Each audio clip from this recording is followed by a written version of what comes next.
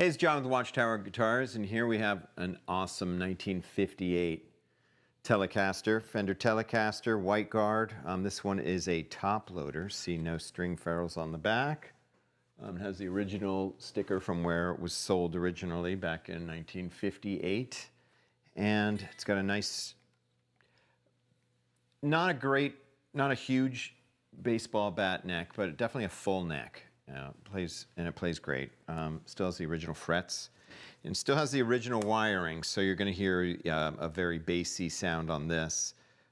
The middle, the way this one is wired, the middle pickup selector is just the neck pickup, and then this is the lead pickup, but you still have the tone controls. Other Tellies have a different wiring scheme, so that's just the way this one's wired. But let's hear it. To a Germino lead 55 through a 1964 reverb tank, a Marshall 412 with greenback 25 watt Celestians, and a Klon pedal. Here's the Klon.